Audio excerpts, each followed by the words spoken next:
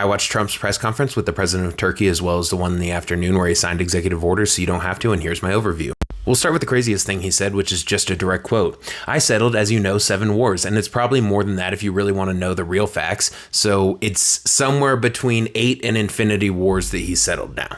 All right, let's get into the meat of it. They spoke for like 25 minutes. He mentioned Biden 4 separate times, and on 3 separate occasions, he had to ask the reporter to repeat the question they were asking. He starts off the whole thing by saying that he was in exile for 4 years after the rigged 2020 election. So he, 1, doesn't know what exiled means, but 2, doesn't believe the 61 judges who said that there was not enough evidence, including the 17 that he put on the bench himself. He's talking about some guy, Pastor Brunson, who he said was in prison in Turkey for 35 years. You can look it up. It was 2 years. It was actually just under 2 years that he was in prison. And then it might have been a mistake, right? No, he repeats that number, 35 years again, just a minute later. Regarding Erdogan, he says he generally doesn't like opinionated people, but he loves him. He says millions of people have been killed in the conflict in Ukraine, and then gives the number 7,818 last week, which is a high number because he usually says 5 to 7,000. But if you took that number, 7,818 times 52 times 4 for the 4 years that it's been going on, that's 1.6 million people. So even if it were true, the numbers that he said, and they were for a full 4 years, and it was that high number the entire time, it still wouldn't be millions. I only bring this up because he does it every time a female reporter with an accent comes up and asks a question. He goes, "Where are you from?" before saying anything else about the question. Where are you from? He says he could potentially have the issue in Palestine resolved today. Then he's talking about NATO countries, and because he knows nothing about NATO, whenever NATO gets brought up, he just brings up the fact that they were paying 2%, now they're paying 5%, and that's trillions of dollars. I'm going to do some math for you real quick.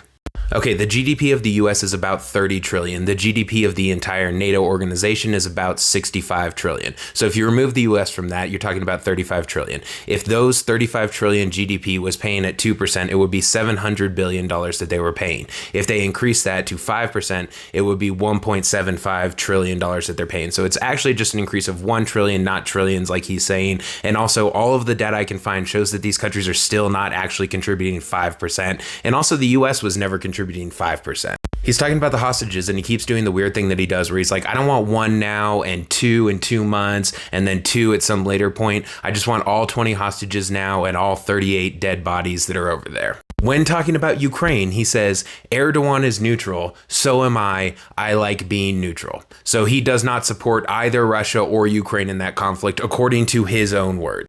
He said again that he thought the Ukraine conflict would be super easy to settle, like he said, day 1, right? But that he's really disappointed in Putin for making it this hard. He also says he doesn't want to call anyone a paper tiger, but Putin has spent millions of dollars and spent a bunch of lives to gain basically no land. He says for 2,000 years, Turkey has been trying to take over Syria, and that Erdogan was the one who was able to get it done, even though, as far as I know, Syria is still its own country. And then he later says that they've been fighting for over 1,000 years. I'm just going to remind you, both the Byzantine and Ottoman empires have controlled and administered Syria in that time period, and that Turkey itself as a country is only 101 years old. He says if the government shuts down, that's going to be on the Democrats because they just want unreasonable things. He says that they want to give money to illegals illegally and that they want open borders. I'll get into it in the press conference that he does later, but he also does say transgender for everyone. So I guess I should dress appropriately. These shirts are still available if you want to get one for yourself. He also says that they're going to take some of the tariff money that they're getting, which he claims is coming from other countries, and they're going to give it to farmers because farmers are being hurt because the tariffs haven't kicked in yet. But once they kick in, the farmers are going to be richer than they've ever been before. Then he tells a little anecdote about how someone came in, they said, there's $31 billion that we can't find. And he says, check the tariff shelf. And apparently they came back to him the next day after having checked the tariff shelf and said, that was exactly it. That $31 billion that came from American citizens, because all a tariff is a tax on American citizens, is where it came from. So he's bragging about all the money that you were paying to his government to bail out farmers for the shitty trade practices that he's enacting. Even though we still don't actually have a motive, he claims that the shooting at the ICE facility was caused by radical left-wing rhetoric, and then immediately after that says that Jasmine Crockett is dumb and a low IQ individual. Nothing divisive about that rhetoric at all. Here's a direct quote that he gives regarding the increased tensions between the left and the right in this country. Bad things happen when they play these games. To give you a little clue, the right is a lot tougher than the left, but the right's not doing this. He immediately after that says, the left better not get the right energized. That would not be good for the radical left.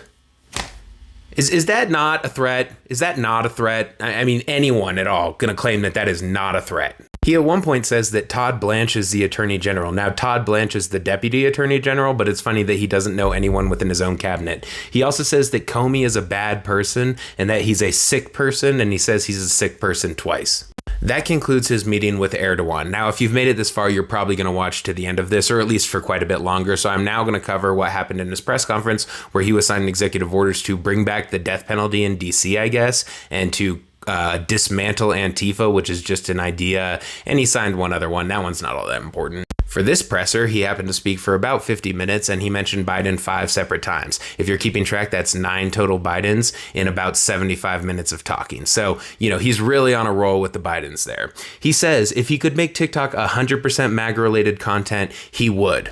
There's a lot of inconsistencies between what he's saying and what his cabinet members who are there are saying about the TikTok sale. He literally is talking as if the sale has already been done. At one point, they ask him, do you have any concerns about security with TikTok? And he says no, because it's being run by great American companies. But then his cabinet correctly identifies the fact that it has not been sold and that they're working on a deal, and China had some resistance, but now they're willing to go through with it. He's talking about some of the people who might be involved in the purchasing of TikTok, and one of the people he mentions is Mike Lindell. The MyPillow guy who uses Nazi references in the prices that he sets for his pillows that he sells online. He's talking about the farmers who he's going to have to bail out for his second straight administration, and he says they provide us with everything, like all of the food we eat, and sometimes we eat too much. And he goes, at least I know I do. Yeah, brother, we all know that you eat too much. As if any of the stuff that he eats comes from a farm and not a McDonald's drive-thru. I'm going to give you my next 3 points just exactly as I wrote them down, because at this point, I don't think they need any more explanation as to why I put them in my notes of crazy things that he's saying. But he says, the cost of energy is way down, Democrats want transgender for everyone, and Mamdani is a communist. He's talking about the National Guard in DC, and he's very proud of the fact that they are picking up trash and making the city beautiful again. And he does not understand that's not the job of these people. A National Guards person generally has a separate job that they do. And so they're being pulled away from their family, pulled away from their actual job, and they are picking up trash in DC, and he couldn't be more proud. When he signs the executive order to go after the death penalty for more criminals in DC, he says it's very fitting because capital city, capital punishment. God, the word association with this man is just mwah, chef's kiss. When talking about Antifa and going after the people who are quote unquote funding Antifa, again, Antifa is just an idea, that idea being anti-fascism. He says that they are all anarchists and professional agitators. And the way that he knows that is because the signs are so good, they couldn't have been made in someone's basement. They have to be professionally made signs. So to all the people who have signs that are good enough that Donald Trump thinks that you're a paid agitator, congratulations, you make a great sign. Send me one. Here's a direct quote that I would be happy to give you context on if any existed at all. Many people have died over the years in Portland. Just that. And finally, to round the whole thing out, he says that you can't walk a block in Memphis without getting shot. All right, 10%ers, there you go, a 2 for 1 in just 8 minutes. I didn't know that I'd be able to fit that all in, but as I was going through the Erdogan stuff, it was pretty obvious I was going to get through. Again, he invites these world leaders into the Oval Office. He sits down with them. He talks for literally 3 minutes and then goes, are there any questions? And then he lets reporters just ask him questions he is not capable of answering at all. And again, when Erdogan was talking in Turkish, of course, he at one point goes, I don't understand your language. What did you say? Hilarious. Also, a little throwback here. If you've made it this far and somehow are not following me, please go ahead and do that. It does not hurt you, but it does help me. Also, do like, comment, share. Those things really do help a lot to spread out the video.